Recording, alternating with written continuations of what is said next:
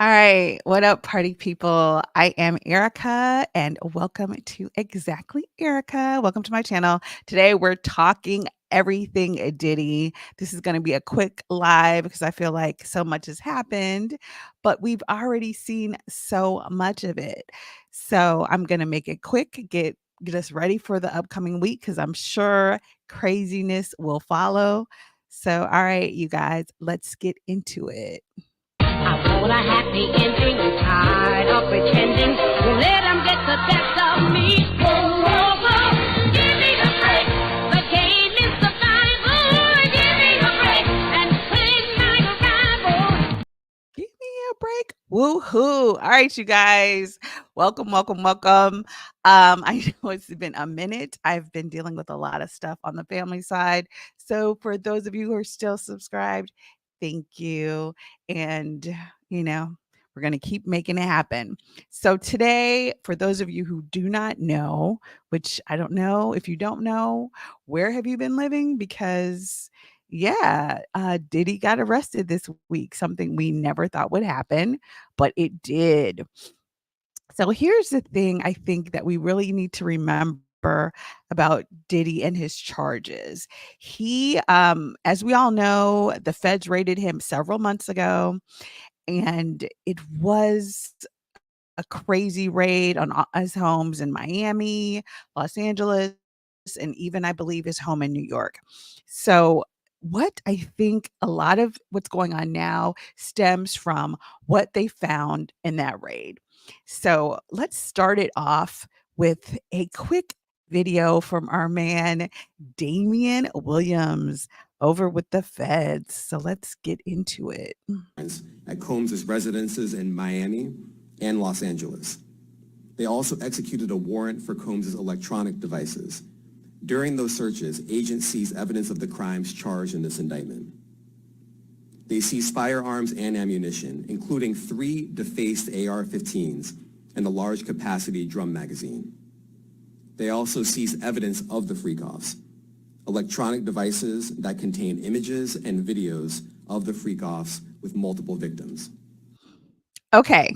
Right there, Diddy, why were you silly enough to keep the videos? Okay. Son, I don't understand. I don't get it. Why would you keep videos? Like, you know what I'm saying? Watch and destroy. Watch and destroy, my brother. And they seized cases and cases of the kinds of personal lubricant and baby oil that Combs' staff allegedly used to stock hotel rooms for the freak-offs. More than 1,000 bottles altogether. Okay. You gotta look at his face right there when he says 1,000 bottles. I feel like Damien went in the house and he was looking like this right here. Oh, I smell baby oil. Oh, I smell baby oil. Oh, I smell baby oil. Why do we smell baby oil in this bitch? That's and 1,000 bottles. Like I feel like I don't know. Was it Johnson and Johnson? Was it organic? I have questions. But continue, Damien. Please continue. Here are some of the items that we recovered during the searches. Okay, so he recovered 1,000 bottles of baby oil. So, okay, so that's the whole thing. So, but to me, I think the key point to remember or to keep in mind is not only did he recover baby oil and guns and all these things, but as evidence of the freak offs that Cassie mentioned in her original lawsuit. And I have an older video that I did do a while back on Diddy. So I'll link it in the description. But keep in mind, they have videos and photos. So really at this point, they're hunting down those people. If they haven't already, if I'm saying this grand jury, I think originally started back in like January. So they've had a long time to get their ducks in a row. So that is the thing. So they indicted Diddy earlier this week, And the footage, the hotel has actually leaked the footage. So let's watch that right quick. So this is when the FBI approached Diddy. Look at them there. Now look at his whole entourage. Look, they all like, okay, you can't always go with a nigga. You know what I'm saying? They all fell back. This is when you find out who your friends really are. Okay. I'm just gonna let you guys see that right now. That's when you know who really mess with you. And then here they are taking Diddy. So I don't know. Maybe they let him go upstairs to get something, but now he's leaving in handcuffs out the hotel. And there he goes.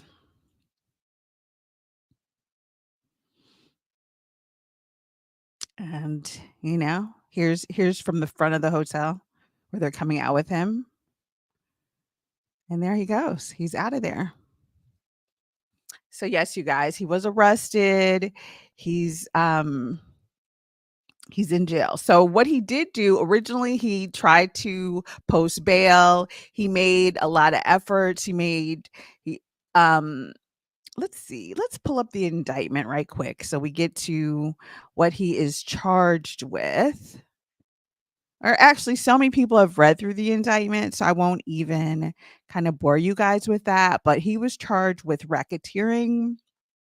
Right now, he's facing racketeering and RICO charges. He's facing, excuse me, sex trafficking charges. Um, and just to clarify for those of you who don't really know, or just to kind of make it more clear, um, the thing that works so well and why the feds go in so hard with the RICO and the racketeering is because you can bring in so many crimes that may be beyond the statute of limitations. You can bring in so many people into it. So that's the thing. So he's going to be in Brooklyn's federal lockup. Let's see. Sorry, you guys. Okay. So here, this is what I wanted to pull up, a kind of a definition for racketeering. So we all are on the same page. Racketeering is basically a fancy word for running an illegal business. It's when someone organizes others to commit crimes as part of a larger ongoing criminal enterprise. And that's the key here, I think, to this case, because even though Diddy may be considered, we think he's being considered as the big boss. In theory, he may be the big fish, but anyone who was able to facilitate it. So, as Damien was mentioning, the people who were stocking the hotel rooms with the lube and the baby oil, the people who were, getting the women flued out, all of these people can be facing charges under the RICO conspiracy. So that is what is really key. Key to keep in mind. But also that means that if there are other people in play, perhaps that will be Diddy's opportunity to roll on someone so that he won't be spending basically the rest of his life in jail or in prison. Um, but that's the thing. So if Diddy was indeed the boss, everyone everyone involved can go down. So everyone on the videos, you know what I'm saying? Everybody. Everybody? Everybody. Yes. Everybody in the club getting tipsy. All the people are going down. And so I think that's why people are slowly sort of saying something, sort of mentioning things every so often. But there's still a lot of people remaining quiet. A lot of people have fallen back because no one knows what's on the tapes. I think everybody is waiting for the feds to start pulling the footage. Okay. If they haven't already spoken to the feds already, that is one of the major things. So initially, earlier in the week, Diddy applied for bail. He offered $50 million. He offered his home. He's trying to sell his plane. Now, one thing that's interesting, which I will pull up here on his offer. Let's see. Let's see here. Is this the one? One thing he said, sorry, this might be his second appeal. Let me remove this. Let's switch it up. Mhm. Is it on this one? Nope. This is the prosecution's response. So let me get this together. This is let's add this one. That's the indictment. So here we can see the different counts that he was charged with. Let's see. All right. Okay. I'm not even going to worry about it. But what I will say is this is that it's interesting in one of his appeals, or excuse me, in his appeal, he said he had the passports of all his children, but it was actually the passports of all of his daughters. The sons, anyone who would be of age to actually have assisted or been a part of his RICO enterprise, such as Quincy, such as Christian, any of his sons, they're keeping their passports. So I did find that really interesting because it's like they may or may not, they're grown men. They don't have to turn their passports in. But it was interesting that it was all his minor daughters and children, the people that are under his care, which is fine, but I did think that that was an interesting point to bring up that I did read in the documents. So basically, he appealed. Originally, he applied for bail. He offered these great things. Here's my passport. He kind of made these arguments that he's been cooperating and all of this. And basically, the prosecutors, the Fed, shut him down at every turn. Then the judge ruled that he would be denied bail. He appealed it.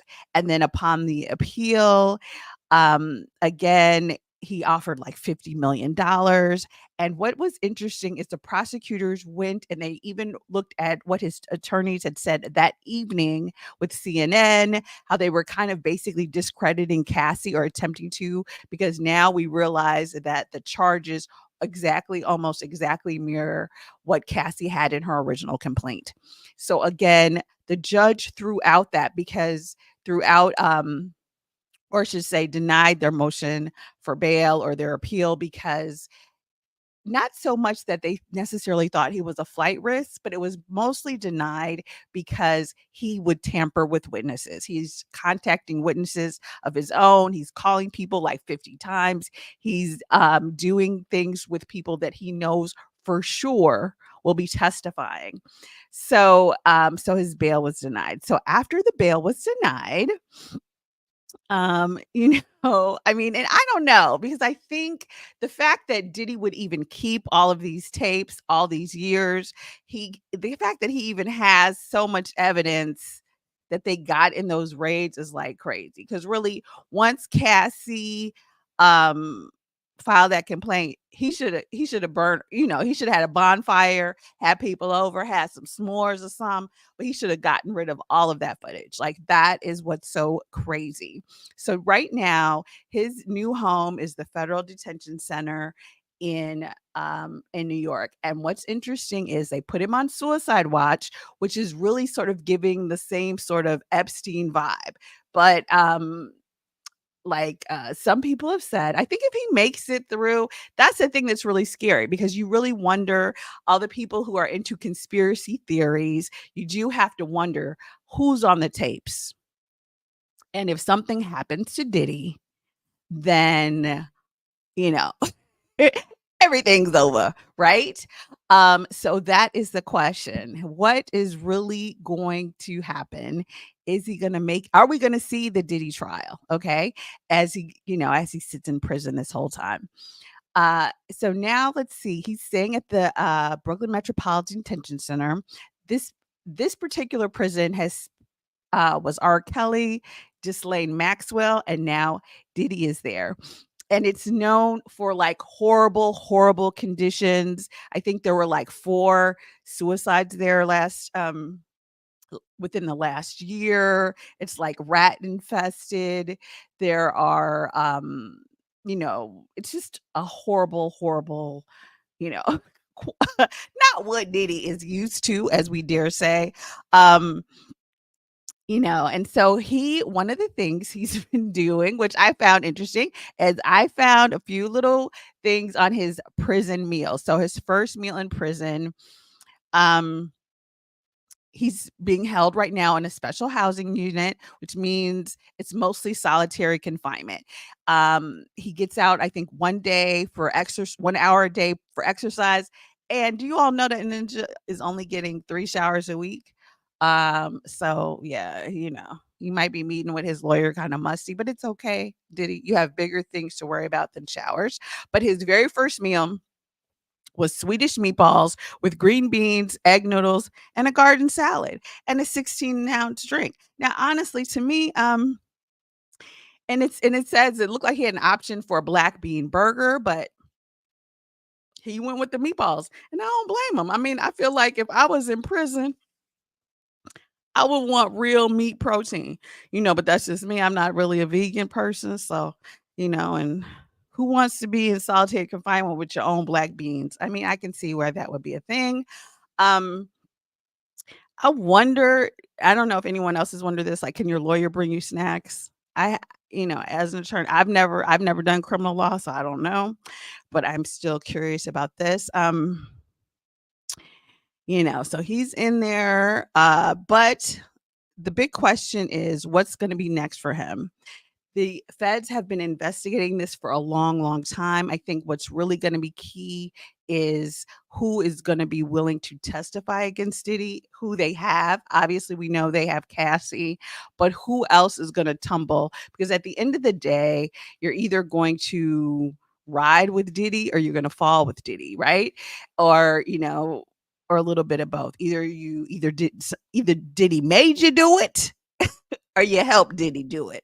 Those are going to be your choices. So I think at the end of the day, it's going to come down to, for everyone, what's on those tapes, what's on the pictures, what you can testify to, what they can corroborate, and who's gonna fall, who's gonna stay in line and ride it out with him and be willing to face some prison time, or who's gonna tell all they know to save themselves. Because at the end of the day, you guys, it's crazy. I do think that this is the time that Diddy is really gonna he's really gonna have some issues. Because he's got all the charges. Arson, kidnapping, racketeering. All of that. All of that, you guys. Because this is what I finally, basically, all I have to say is Chickens always come home. Chickens always come home to roost. So, all right, you guys, this was a quick live just for me to get back into the swing of things. If you're still here, then please like, comment, and subscribe. I will be back actually tomorrow to review 90 Day Fiance Before the 90 Days, as well as Love After Lockup, people. So thank you so much. Ciao for now, folks. Bye.